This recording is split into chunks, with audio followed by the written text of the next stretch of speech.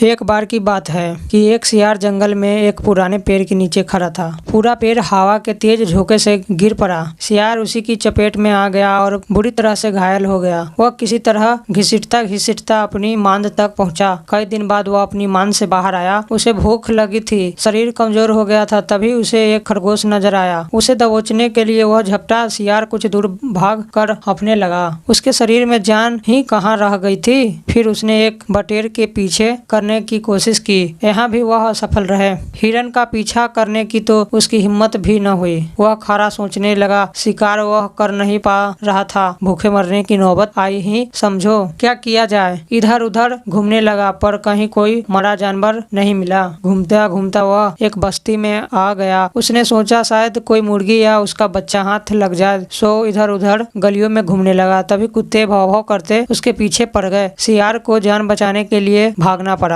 गलियों में घुसकर उनको छकाने की कोशिश करने लगा पर कुत्ते तो कस्बे की गलियों से परिचित थे। सियार के पीछे पड़े कुत्ते की टोली बढ़ती जा रही थी और सियार के कमजोर शरीर का बल समाप्त होता जा रहा था। सियार भागता हुआ रंगरेजों का बस्ती में आ पहुंचा था। वहां उसे एक घर के सामने एक बड़ा ड्रम नजर आया। वह जान बचाने के लिए उसी ड्रम में कूद पड़ा। ड्रम में रंगरोज ने कपड़े रंगने के लिए रंग घोल रखा था। कुत्ता का टोला भौंकता चला गया। सियार सांस रोक कर रंग में डूबा रहा। वह केवल सांस लेने के लिए अपनी थूथनी बाहर निकालता। जब उसे पूरा यकीन हो गया कि अब कोई खतरा नहीं है तो वह बाहर निकला। वह रंग में भीग चुका था। जंगल में पहुंचकर उसने देखा कि उसके शरीर का सारा रंग हरा हो गया है। उस ड्रम में रंगरेज ने हरा रंग घोल रखा था। उसके हरे रंग को जो भी जंगली जीव देखता वह भयभीत हो जाता। उसको खौफ से कांपते देखकर रंगे सियार के दुष्ट दिमाग में एक योजना आई। रंगे सियार ने डरकर भागते जीवों आवाज दी, भाई भागो मत, मेरी बात सुनो। उसकी बात सुनकर सभी भागते जानवर ठिठके। उनके ठिठकने का रंगे सियार ने फायदा उठाया और बोला, देखो देखो, मेरे रंग ऐसा रंग किसी जानवर का धरती पर है नहीं ना। मतलब समझो, भगवान ने मुझे यह खास रंग देकर तुम्हारे पास भेजा है। तुम सब जानवरों का बुला लाओ तो मैं भगवान का संदेश सुनाऊं। उसकी बातों का सब पर गहरा प्रभाव पड़ा। वो जाकर जंगल के दूसरे सभी जानवरों को बुलाए। जब सब आए गए तो रंगा सियार एक ऊंचे पत्थर पर चढ़कर बोला, प्राणियों, प्रजापति ब्रह्मा ने मुझे खुद अपने हाथों से इस अलौकिक रंग का प्राणी बनाकर कहा कि संसार में जानवरों का कोई शासक नहीं है। तुम्हें जाकर जानवरों का राजा बनकर उसका कल्याण करना है। तुम्हारा नाम सम्राट ककुंदम होगा। तीनों लोगों का वन्य जीव तुम्हारी प्रजा होंगे।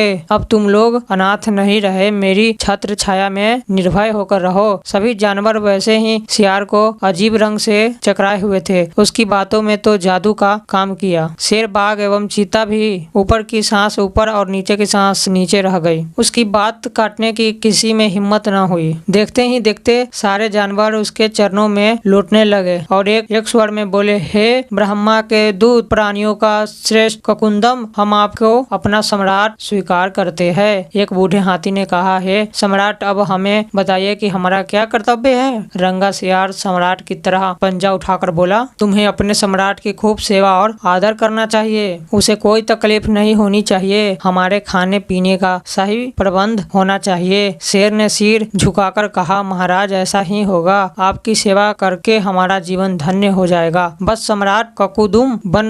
रंगे सियार के शाही ठाठ हो गए। वह राजसी शान से रहने लगा। कई लोमड़ियां उनकी सेवा में लगी रहती थी। भालू पंखा झुलाता। सियार जिस जीव का मांस खाने का इच्छा चाहिए करता उसकी बलि दी जाती। जब सियार घूमने निकलता तो हाथी आगे आगे सूंड उठाकर बिगुल की तरह चिंघाड़ता चलता। दो शेर उसके दोनों और कमांडो बॉडीगार्ड की तरह होते। रोज ककुदुम का दरबार भी लगता। रंगे सियार एक चालाकी यह कर दी थी कि सम्राट बनते ही सियारों का शाही आदेश जारी कर उस जंगल से भगा दिया था। उसे अपनी जाति के जीवों द्वारा पहचान लिए जाने का खतरा था। एक दिन सम्राट ककुंदुम खूब खा पीकर अपने शाही मंद में आराम कर रहा था कि बाहर उजाला देख उठा। बाहर आया तो चांदनी रात खिली थी। पास के जंगल में सियारों का टोलिया हु हु की बोली बोल रही थी। उस आवाज को सुनते ही ककुदुम अपना आपा खो बैठा। उसके अंदर के जन्मजात स्वभाव ने जोर मारा और वो भी मुंह चांद की ओर उठाकर और सियारों की स्वर में मिलाकर हूँ हूँ करने लगा। शेर और बाघ ने उसे हूँ हूँ करते देख लिया गया वो चौके। बाघ बोला, अरे ये तो सियार है, हमें धोखा देकर सम्राट बना रहा, मारो नीच को। शेर और बाघ उसकी ओर लपके और देखते ही देखते उसका तिया पांचा कर डाला।